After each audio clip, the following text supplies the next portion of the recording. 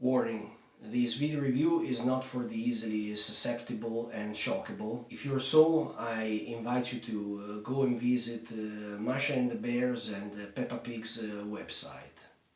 This is Marcus from rockmetalbands.com, your favorite and trustworthy rock and metal music consultant, with another honest, in-depth and hard to put together video review. In the Nightside Eclipse, the debut album by Emperor.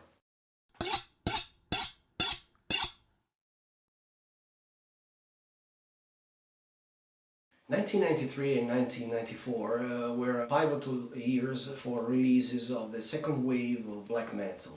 Dark Throne, Dissection, Marduk, Immortal, Burzum released key platters during the former, while in 1994 the following records saw the light: Mayhem's De Mysteris Dom Satanas, Burzum's Vis Licet Tar Us, Gorgoroth's Pentagram, Satyricon's The Shadow Throne, and Dark Throne's Transylvanian Hunger.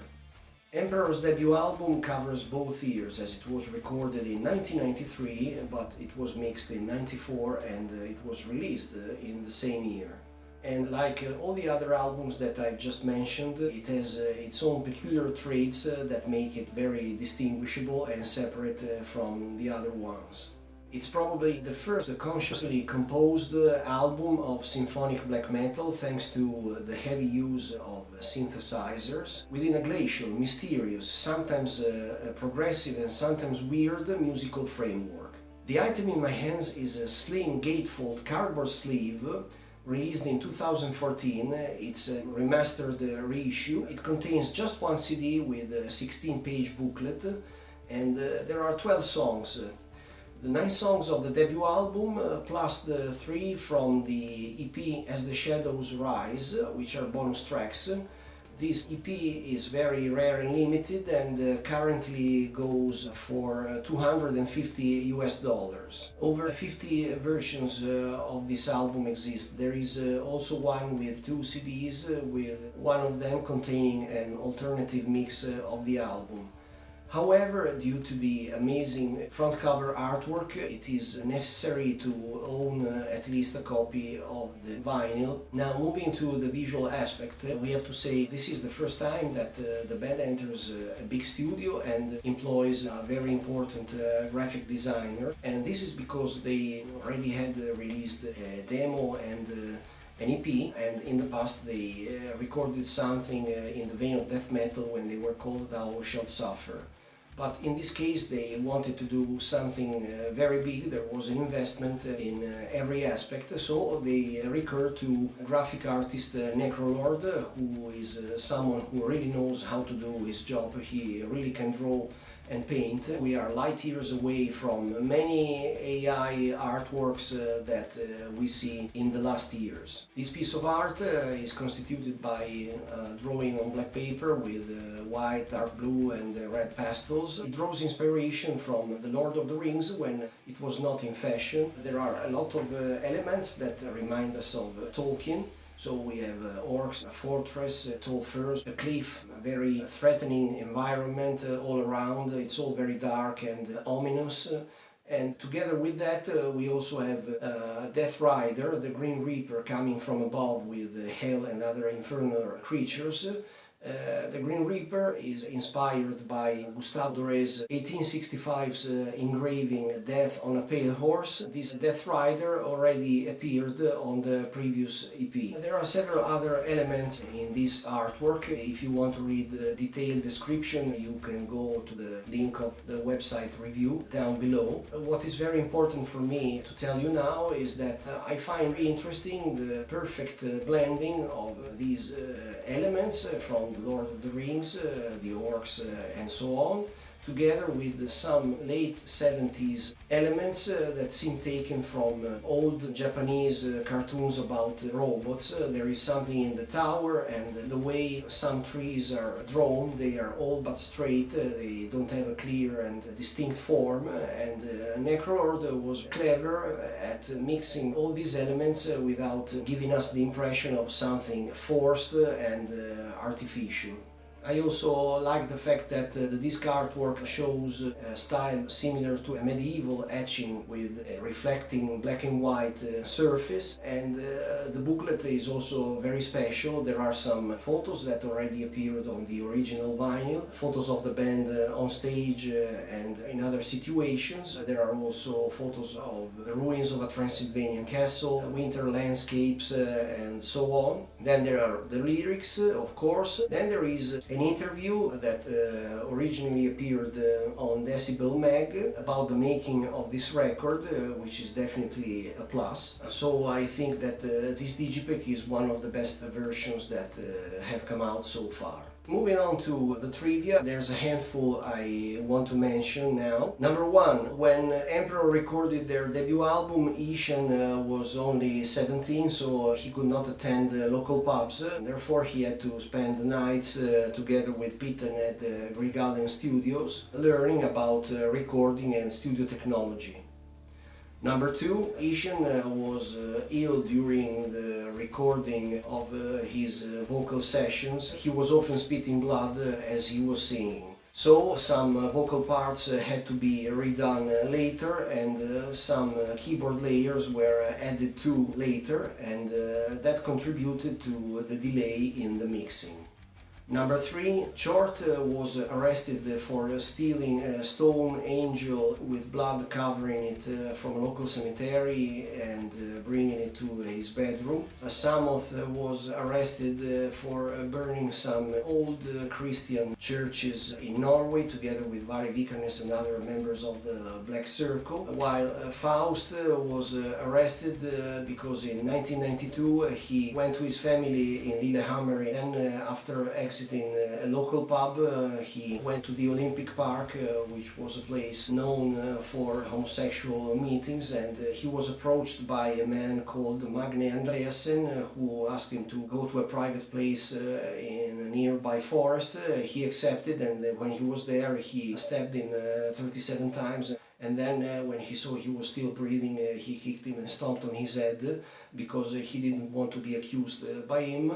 And Faust said that he did that because at that time he was fascinated with serial killers, and he wanted to see what it felt like killing a man with bare hands. Faust was not arrested for 2 years. It's very strange because he told many people about his crime, but nobody believed him. Even Danny from Cradle of Filth heard about his story during the '93 UK tour with Cradle of Filth. When he learned the story was true, he knew that he was an involuntary accessory to a murderer. Faust was arrested, and he spent 9 years in prison. He said that during the rehabilitation he felt that he had been living a period full of hate and negativity that was consuming him from the inside, and so he decided to take 2 university degrees from the University of Oslo, and when he came out he expressed remorse for his actions, calling them senseless. So far the victim's family haven't expressed any will for revenge. Anecdote number 4. In December 2002, Eithun won the Notodden Kommunes Kulturpris, which is a culture prize given by his natal city, Notodden, which has 12,500 inhabitants. He is the most popular of them, and he is the only one who has sold over 500,000 copies with his band, and who is also a music teacher and a concert organizer. Number 5, the album is dedicated to Mayhem's Euronymous, who died in '93 and was the one who introduced Emperor to black metal. Number 6, Emperor were signed to Death Like Silence Productions, which was the first black metal label, but they were never able to release anything under that. Number 7. After releasing their debut album, Emperor stopped wearing corpse paint as it had become a trend. Number 8. Eithun said he started learning playing the guitar by playing along Iron Maiden's Seventh Son of a Seventh Son. Number 9. Faust worked at record store Helvete for some time and used to run the fanzine Orchostus. Number 10. In 2003 it was announced that Faust had become the new drummer for Dissection for their 2004 reunion, but at the end of the year Faust decided to quit the band because he didn't share the same ideology with leader Jon Notveit, who was a misanthropic Luciferian, while Faust has always claimed he was a practitioner of Norse paganism.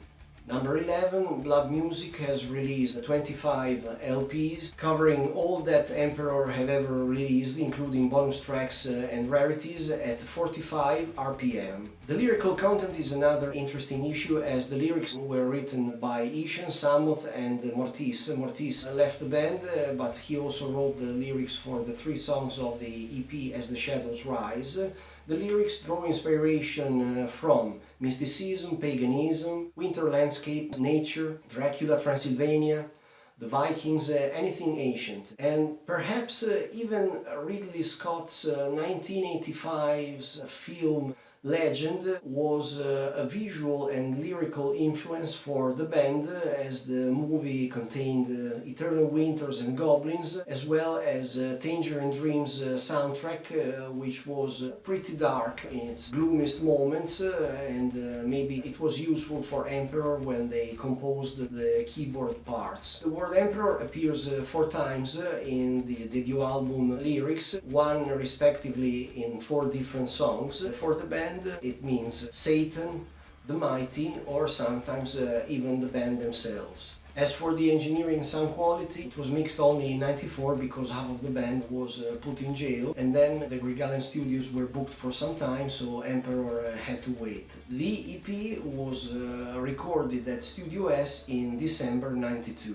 All tracks were remastered by Jens Bågren at Fascination Street Studios in 2014. The production sees heavy use of reverb, and the synth and piano parts make it really majestic as well as morbid during the parts with chilly vibes. Mind, this is not a progressive black metal album, rather a sophisticated, royal, orchestral kind of black metal. The bass, which enjoys a good tone, is almost always discernible, whereas the drums are a little muffled and they also sound ghost-like during some blast beats. Special care was taken to emphasize the malevolent and intricate patterns of the guitars.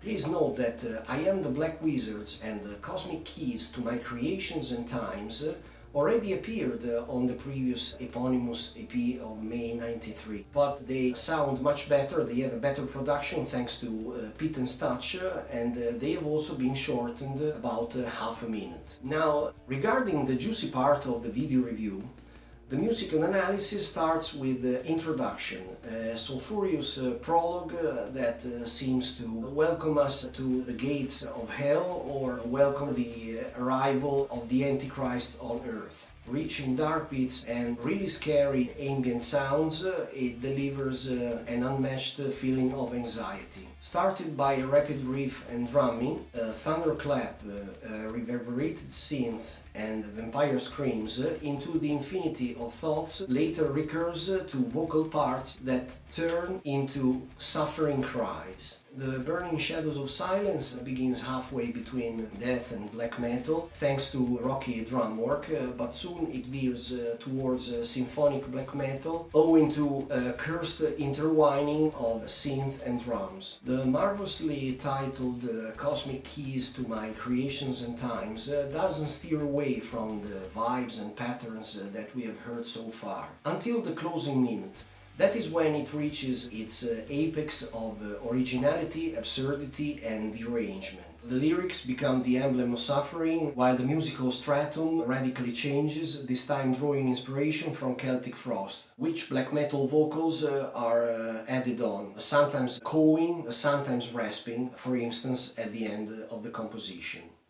A royally fiendish mid-tempo riff starts beyond the great vast forest, which contains the finest vocal chops of the entire album. The rhythm has a lot of variations and there are also several layers of vocals that reach unparalleled levels of torture and affliction. I don't understand why Towards the Great Pantheon is a track that many people would like to see out of this album, as I think it totally deserves to be in there. Just because it's a little different, it doesn't mean that it has to be excluded from here. On the contrary, it makes the album more entertaining and more various. It begins with an arpeggio of synth and guitar, but very soon we crash onto the bottom of hell when some rotten, haunted screams materialize. This number also becomes one of the most cruel black metal songs of the album, even if we can also meet some vaguely dreamy keyboards in the final E, which are faded out. The majesty of the night sky immediately jumps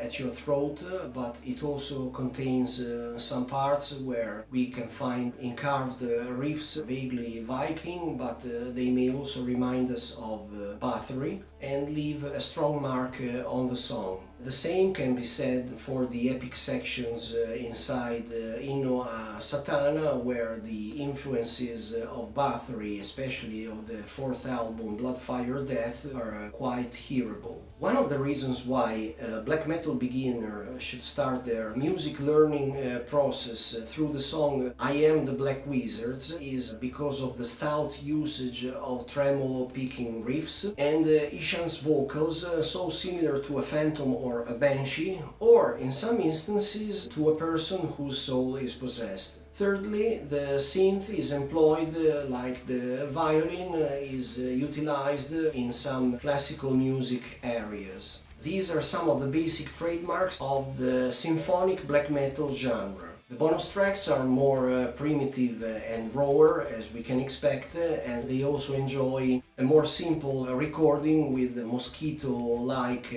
morbid guitars. In conclusion, everything was thought out carefully on this album, and best of all, Emperor made just more than a collection of songs. You can appreciate this album if you listen to it carefully front to back, from the first to the last instant. Not because it is a concept album, but because you can enjoy it only in the right order. There is a reason why all these tracks were put in this order, with space between different songs and all the other details. So pay attention to all these nuances. It's not an album where you can pick one song and listen to it on your phone repeatedly, because the full 50 minutes captures an atmosphere so unique that Emperor themselves couldn't replicate it or top it in their later releases. In the Nightside Eclipse is a matchless document of total darkness. If you found value in today's video review, please subscribe to this channel, smash the thumbs up button and leave a comment. If you have any questions, do write them in the comments and I'll do my best to reply. I'll see you in the next recording.